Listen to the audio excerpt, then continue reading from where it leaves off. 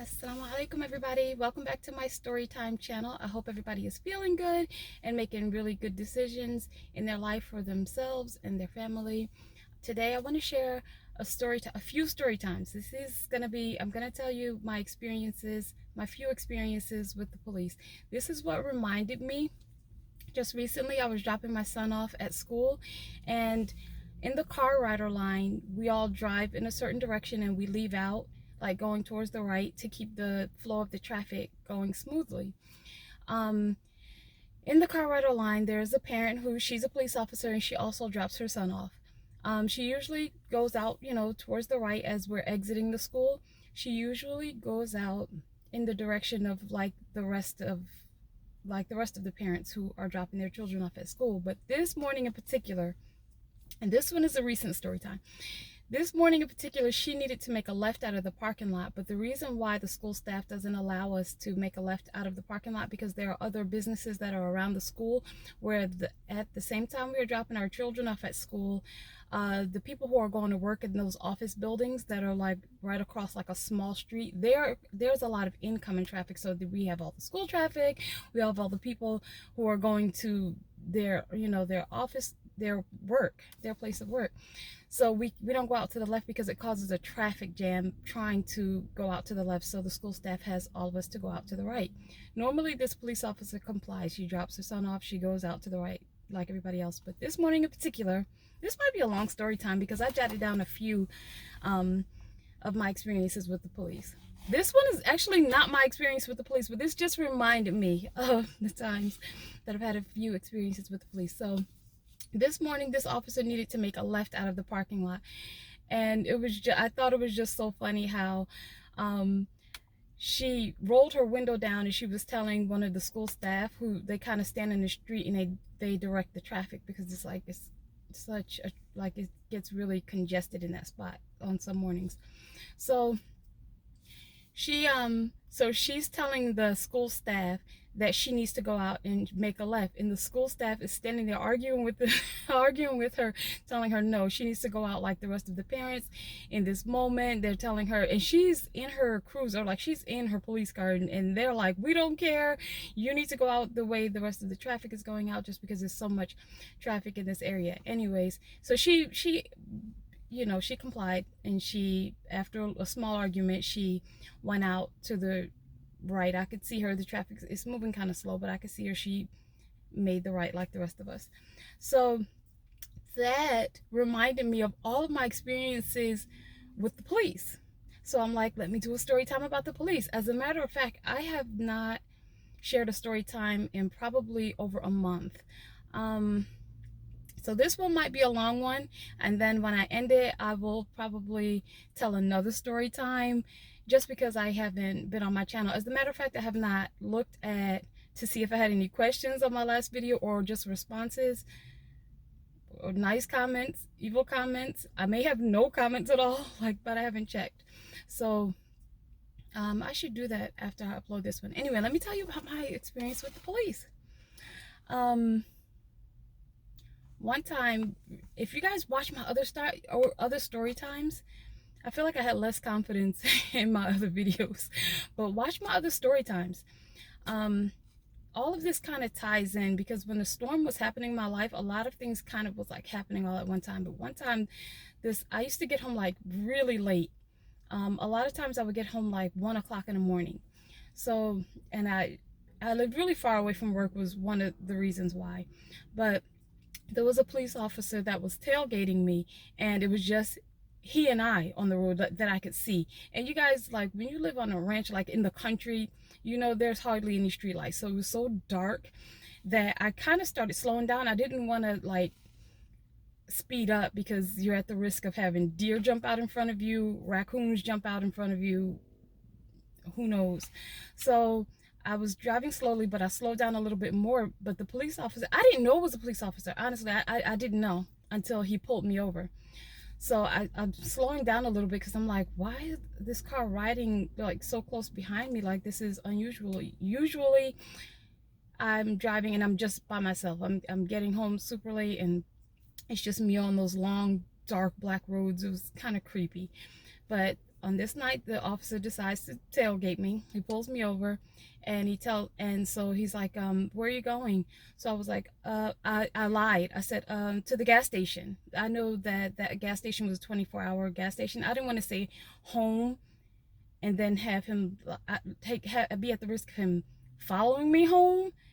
And why did I say, I said the gas station because I thought it was weird that he was even like driving that close behind me anyway. So I'm like, the gas station. So he's like, oh, okay. He was like, I see you drive past here every night. I don't see him. He's hiding up in the cut somewhere. But like, anyways, he was like, what did he say? He said, I see your car drive past here almost every night, and I just wanted to see what you look like. That was it. And I drove off, and then I drove way like down the neighborhood. I went to the gas station. I didn't go in, but I made a U-turn, and I came back, and then I went home. That was strange. But the next story time, you guys, I hope this is not going to be too long because I wrote down a few of them. But one time, a couple of times actually, my ex-husband called the police on me while I was at work. He wanted my attention so badly at the time. I guess he didn't know really what to do.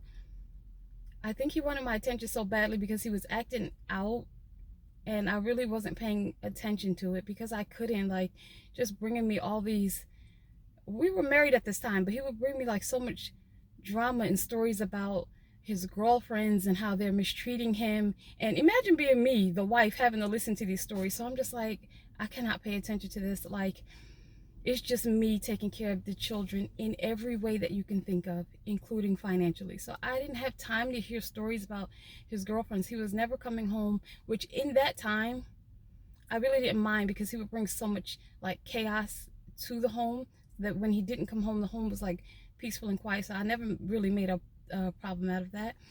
But I feel like he was like doing like extra things, like calling the police on me while at work and just being ridiculous. So the police would show up at my job and they would say like, your husband is saying that you have the kids.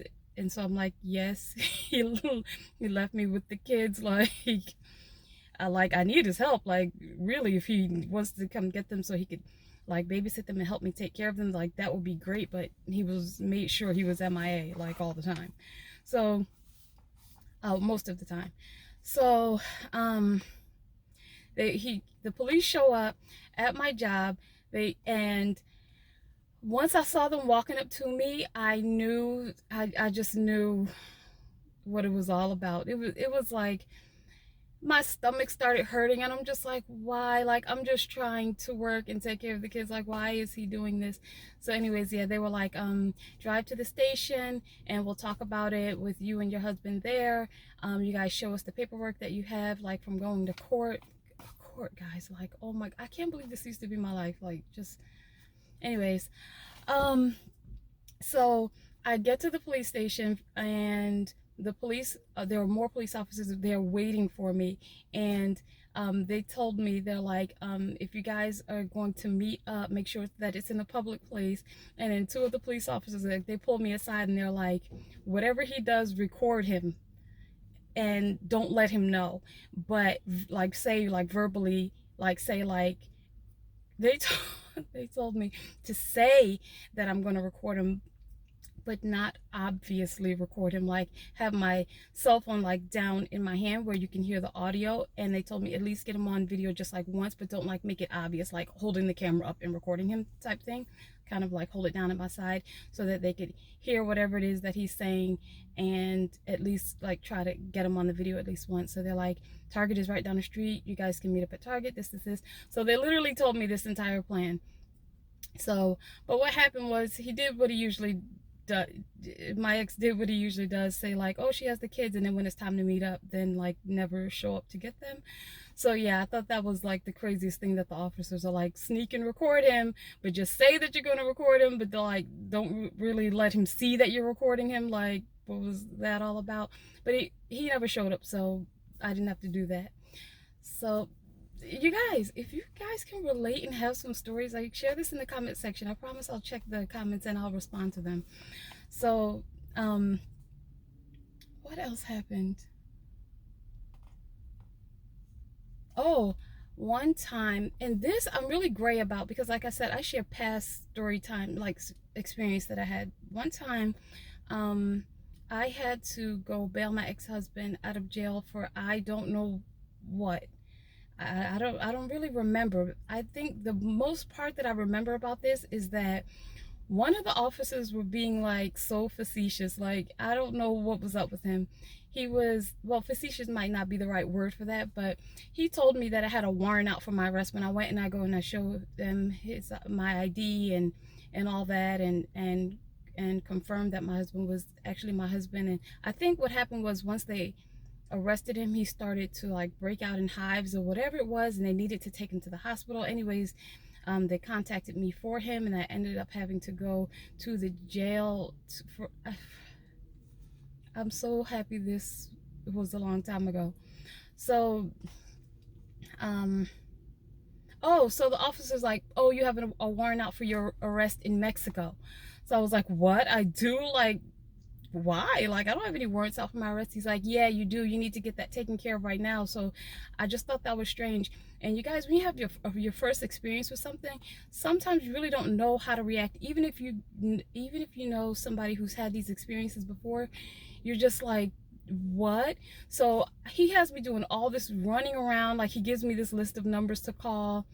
Long story short, come to find out, I did not have a warrant out for my arrest. I have no idea why he wanted me to jump through hoops like that. Like, it was the strangest thing. I don't even know why he said that.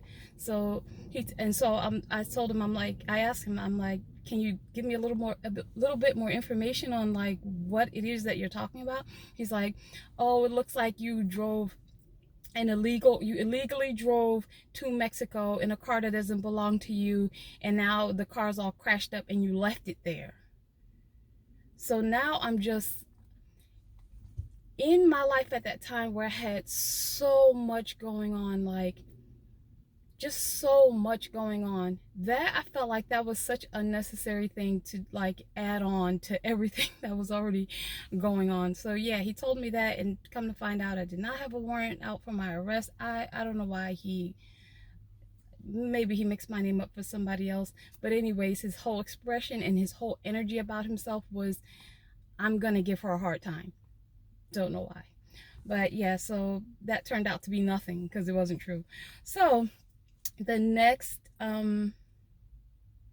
experience that I had with the police was a dog came onto my property, and she used to always she was somebody's pet, because like when my son would throw the frisbee or throw a tennis ball, she would run, get the ball, and bring it back. She was someone's pet. So I don't know if somebody dropped her off on my property, or I don't know. I was grateful for her though, because she used to scare the pigs away. We used to have like pigs come on the property, and like they would take their snouts and like push the grass up. Like they would completely destroy the yard, like awful. So, and then she would like bark anytime like any kind of deer or animal were around. Like she would scare them off, and that was helpful to me because it was just me, my baby, and my young son. Just me and my kids, and I had a baby and a young son. So, and my sons, for you guys who don't know, they're like a little bit more than 10 years apart. So I had my baby and my son, and that was scary when like people would hunt on our properties, because they knew they were watching us.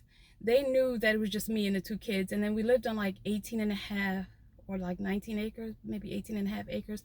And they knew they could just come on a property and hunt whenever they wanted and stuff like that. But like when the dog would bark, like this dog stuck around us, and when she would bark, like they would like animals would like leave. Anyway, somebody called the police and said that our dog was on their property. So when I answered the door, she was a lady. She was a lady police officer, and she was like, "You guys' dog is on the property." And this dog had been coming around for maybe 3 weeks at that time.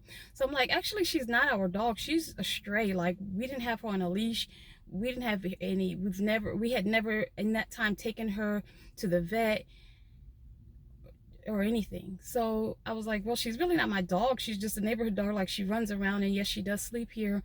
Not in the house, but like she would sleep on my back patio. She would sleep on the front porch. near the garage. Like she would come and stay on the property, but she wasn't our dog. Like I didn't purchase her from anywhere. So anyway, what happened? Oh, she said, well, the neighbors are making a complaint about you and we're gonna like fine you or something. You're gonna be fined if we get another phone call about your dog. So I'm like, well, she's really not our dog. Like I didn't know, I could not take on another responsibility. Like I was not gonna take her to the vet and find out. It was just, you guys, when you live in a country, you see stray dogs around. So she was like, who lives here? And I was like, well, it's just me. And I said, my ex-husband, like I'm saying my ex now because he's my ex-husband now, but at the time he was my husband. So I'm like, well, he comes, like I was letting her know that it was just me, my 2 kids. And I told her, like, my husband comes just randomly. Sometimes he would, after like 3 months, then he would come like randomly. So she's like, well, how old are your children? So I'm like, my son was 10 and a half, and my baby was 4 months. And she got an attitude. She was so upset with me. She was like, 4 months? So I'm like, yeah, my son, he's 4 months. And she's like, that's not a baby. A 4-month is not a baby. Now to me, a 4-month is a baby. He can't do anything. Like he completely relies on a person, a parent, like, to take care. A baby at 4 months they're not independent. So that my baby was my baby. He was 4 months. And she was like, well, that's not a baby. And so like now we're like staring at each other because I'm like, okay, well, my 4-month is the baby to me. So she's like, well, you guys need to do something about it. And anyway, so that's when I adopted the dog. Like I took her in and we named her Heaven. And then I had to give her to my neighbor once we moved because I couldn't take her to the apartment with me. She was going to be too much a month. She weighed too much. But anyway, so yeah, that was another incident with the police. And the next one, let me see.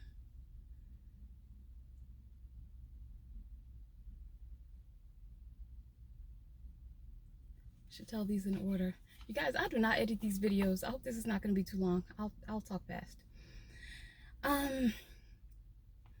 I wanted to pick up my son's, I had to pick up my son, my oldest son, from a game. He went to a football game and he was gonna take Lyft or Uber, but then when it came to him, he saw there were people in it already and he was like, I'm just not even gonna ride in there. He was like, Mom, you're not too far away.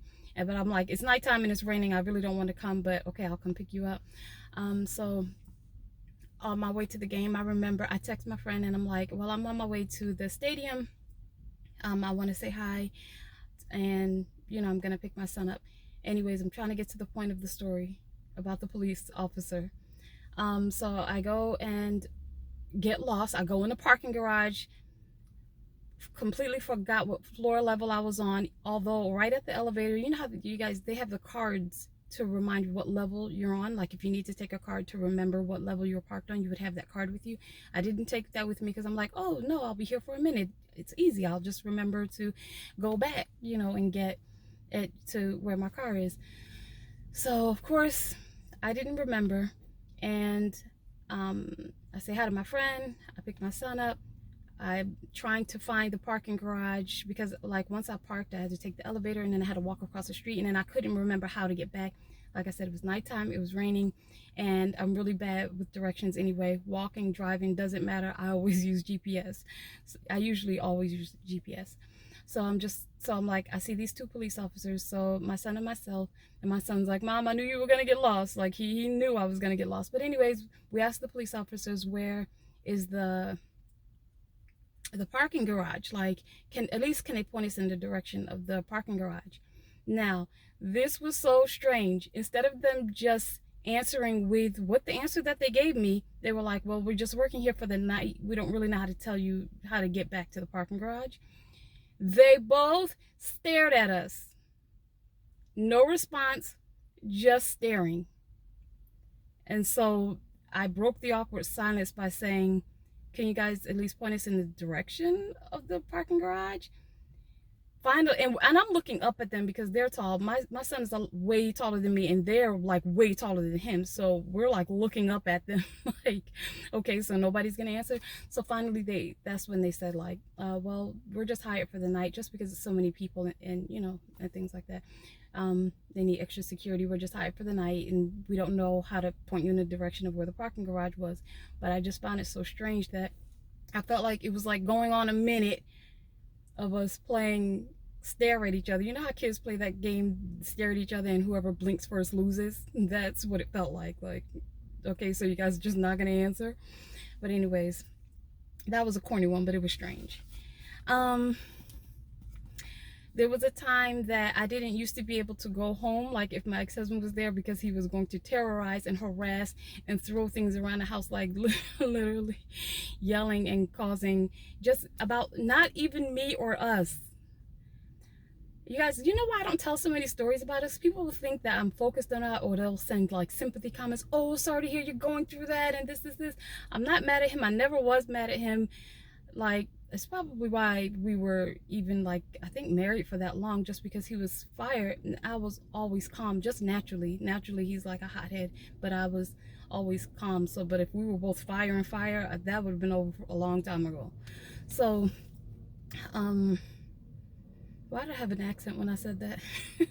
Anyways, the police officers used to invite me just to, you guys ever see police officers that are just like park their window to window and they're just talking? They're like off to the side somewhere. They used to invite me to just chill with them. In Texas, there used to be gas stations called Buc-ee's. I used to love going to Buc-ee's. And yeah, they would be there and just talking. They'd be like, if you want to just wait here with us, you can. And then what ended up happening is I started to do that on like so many nights that I really enjoyed hearing like their stories, and even they would like engage me in the conversation and kind of just take my mind off of everything that was going on. But yeah, that was, I ran into some pretty cool police officers. Every time I've flown back to Texas, I would go and drive to their place of work just to visit them and things like that. So another incident, when my ex-husband told the police officers that that me and the kids can't live at his house anymore. He told them, he's like, I took her name off of the deed. They can't live here. I don't know where she's gonna stay. And so he's going on and he's telling them this, and they're like, ma'am, do you have a place to stay? And I'm like, no, like, this is my home. Like, he doesn't even live here. Like, he lives with his girlfriends, but he just didn't want us to live in the house that, by the way, we built together. So really cool, really short. I think this video is getting too long. The officers used to pay for myself and my kids to stay from their own money in a hotel for like 2 weeks, and in that time, that's when I found my apartment. So that was just really just so kind and so nice of them. They would give me like numbers to any places that I needed help, even like numbers to shelters. But with the shelter, if you've ever needed to stay in a shelter, you know the waiting list is really long and things like that. And I think at this time, my oldest son was 14, and I don't even think they would allow him to stay there. Like, just a lot. Like, this is just, now I'm kind of trying to give like backstory to it. But yeah, I think that was so nice that they used to just put us up in a hotel, and they've done that like a couple of times for us. What's another time? One time I got pulled over for speeding, and the officer gave me a warning, and then he noticed that my tire had like an air bubble in it. I needed all 4 new tires actually, but one of them had a bubble in it. I knew it did. I didn't quite know the real dangers of that. So I'm flying to work, like I'm driving really fast because I had a small window of time between dropping my kids off at home and then going to work. And I think in another video I told you guys I used to drive 1 hour 15 minutes to work one way, sometimes an hour 20 minutes one way to work. So on this day in particular, I was running a few minutes like late, so I was speeding. It was just me on the road, and I'm at a risk of hitting a deer Whoever lives in the country, you know, things pop out of the woods. So just me on the road, and I'm flying to work, not too fast, but like 5 to 10 over the speed limit, faster than I usually would be driving. So I got pulled over.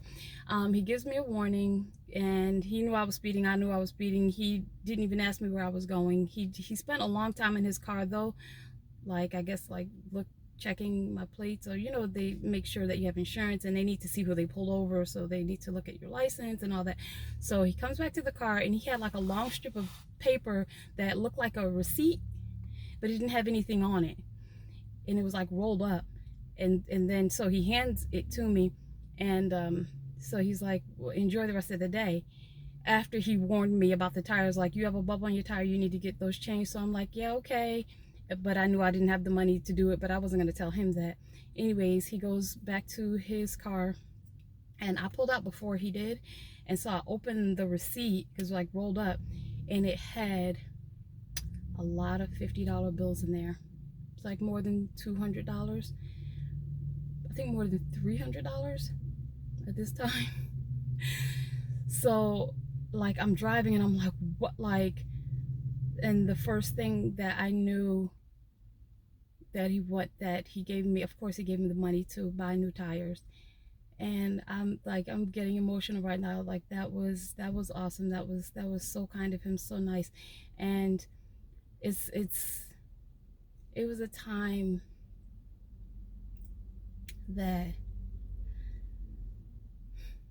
I was going through so much, but God placed so many people, strangers that I didn't even know, in my path that have helped me tremendously without knowing, without asking. They like, I didn't ask for these help. Like, even if they didn't give me any money, they were like, you know, we're parked right here if you want to park right here at the gas station with us and just chill for a while. Like, just helpful in so many ways. And so yeah, I went after work, I went and I bought new tires. So yeah, that was just so beautiful, and I really appreciate that. Like I said, God, like in he uses all of the harm and hardships that come up against you. He will use them for your good. And in times of like hardship and things like that, there are comforts and ease that he does give you. You just need to stay focused, because it's very easy to get off track, because having like a lot of tests and hardship like that can make your mind really crazy, you know. So being in relationship with God, and I think I said in my last video, is completely different from being just a religious person who is doing surface level, basic, whatever it is, whatever prayer building you're going into, or donating and being a part of the community and praying, wherever you may be, if it's a church or if it's a mosque. Those things, these are good things, you know. Like I said last time, these are good things. But when you are worshiping God in spirit and in truth, and he comes through for you, because you're in a relationship with him. You're not just being religious. So another time that I got pulled over with the police, my youngest son was about a year old. I think he was almost 1. And you know, at this time, like, then I was saying that I couldn't afford to change the tags on my car. They expired. And when I think about it now, I actually could have, but in that time, in those moments, I was kind of fearful of my ex-husband, because the way that he was. And when he would ask me for money, which I didn't even have money, but I would come up with how much money that I could, and give it to him just for the sake of peace. Just for the sake of peace, because he would have like these tantrums. And like I said, the tantrums were never about us. It was the strength. He treated me like he did not know me.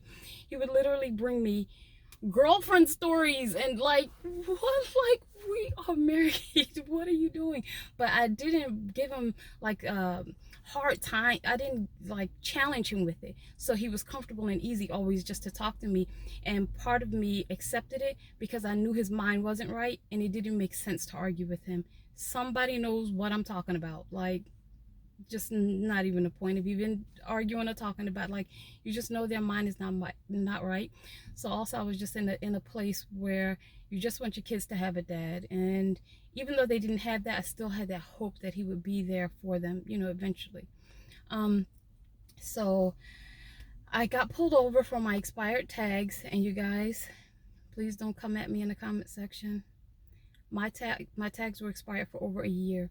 I knew that eventually, like, I was gonna come to my expiration date. I knew that someday this was gonna come to an end. So I got pulled over, and the first thing I said, because like I said, I knew that I've been driving with those expired tags for way too long, and in that time I kept feeling like I didn't have the money to, you know, get my paperwork, but I did. I was living in fear at that time, and I would keep giving. Every time my ex-husband would ask for money, I would give it to him. Like, I should have just taken that money and taken care of my car, you know, but I didn't at that time. You guys, there's processes to every single thing. So whoever's going through like a super hardship now, just know it's really to build your character, and it's in preparation for what's to come. The same way David had to fight like lions and bears, and that was his preparation to fight Goliath and win the fight. Because I feel like if he didn't have to fight off lions and bears, he would have not been prepared. So yeah, with that being said, this video is like 30 minutes long. So she pulls me over, and the first thing that I say is, and I said it to myself because she didn't get out right away. She didn't come to my window right away. I said out loud was, thank you God for at least allowing me to drive this long, you know, back and forth to work, dropping my baby off at daycare, and, you know, without being pulled over and given a ticket. I said, whatever is going to happen now, I fully accept it.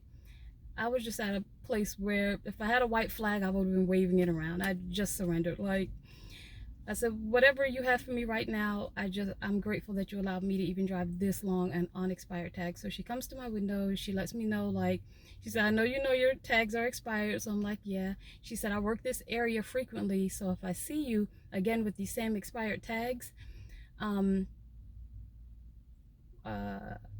she didn't even say I'm gonna give you a ticket. She said, I better not see you. She said, I work this area frequently. I better not see you drive through here with these expired tags anymore. So she let me go, you know, like just that verbal warning, nothing. So she and I was so grateful for that. The very next day, I received a check in the mail from a school that I used to go to for overpayment of money. I feel like this has happened to so many people.